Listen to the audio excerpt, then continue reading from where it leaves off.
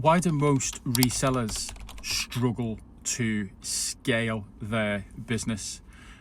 This is a question that I get asked quite often for people who are struggling to grow their reselling business, and they cannot see the problems that are directly in front of them. So in this video, we're going to break it down a little bit to help you understand some of the pinch points that you might be having in your business.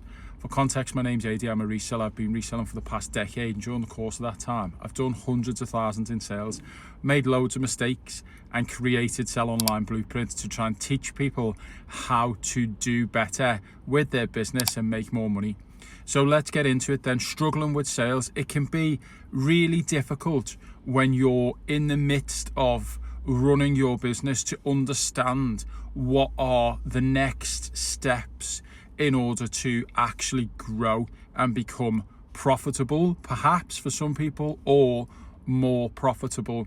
In any case, it is certainly a struggle. And so some of the things that I see quite often with people who are struggling is a lack of clear structure. They don't have processes in place across the whole of their business effectively. So there's no source and process. There's no consistency there.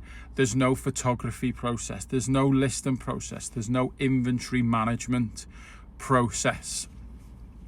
And so what's happening is people are wasting an awful lot of time for dealing with just one item. When it comes to photography, we've got to set everything up and get it looking just right, or they don't even consider it and just chuck it on the floor, in which case it's never going to sell.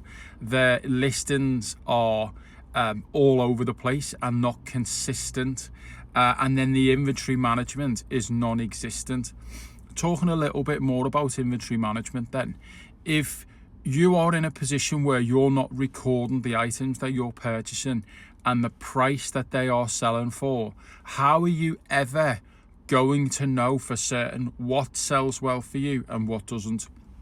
You might have a little bit of an understanding from memory, but are you going to remember that in 18 months' time? How about in 3 years' time? Are you still going to remember that information? If you've been dealing with a significant quantity of items, I'm going to suggest to you that there's no way that you're going to be able to remember some of this stuff as well as you could as if it was recorded on a spreadsheet. And so inventory management and the data that's held within it is so important, and it's an area that a lot of people are overlooking. And so another area is inconsistency.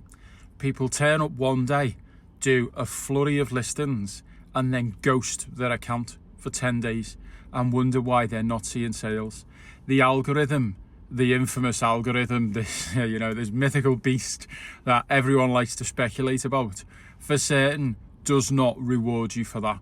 And we can all agree that if you post a listing and ghost for 10 days, you are not going to see the same level of sales as someone who is consistently active on the platform. So let's say, for instance, you are new and you are trying to build out an account, but you haven't got a ton of inventory to list every day, but you do have enough to get you through a week from a sourcing perspective. You've picked up 7 items. That's great. You've now got 7 items that you can list, and list one every single day. I'd suggest you do that at peak time, which is about 7 o'clock in the UK, if you didn't know it. Generally, for wherever you're watching this video, it'll be in the evening at about 7 p.m. is when it's busy, because that's when things start to die down in household chores and stuff like that, and people are able to get online and start scrolling on the phone. There are little peaks throughout the day, but that's the main one. That's the best time to list. So let's say, for instance, you can only list 1 item per day.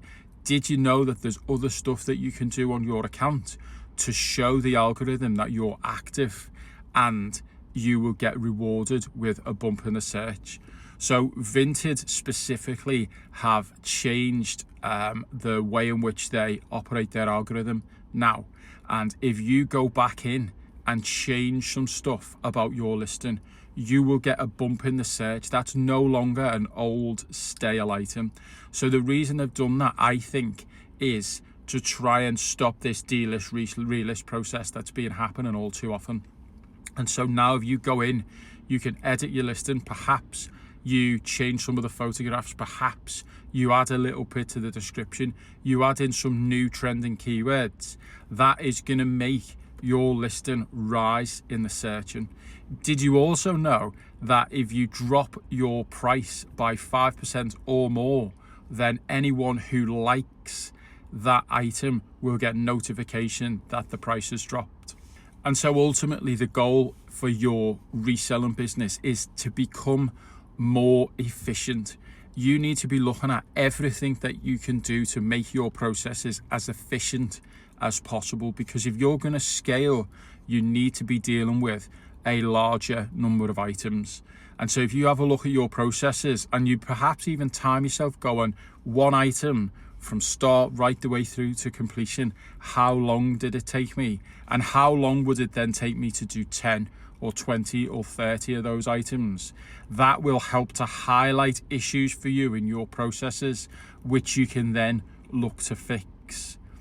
I hope you found that content useful. I post reselling content daily, so drop us a follow. If you've got any questions, then just drop them in the comments. And finally, and probably most importantly, if you need help with your reselling business, I offer a mentoring service. You can find the link in the bio at the top of the page. It's Standstore. Just copy that link in a web browser. It'll take you over to a landing page where you can see some of the services that I offer under Sell Online Blueprint. There are things such as a free guide if you are just getting started. There's account reviews and there's mentoring. So if you are interested, go have a look at Standstore Sell Online Blueprint.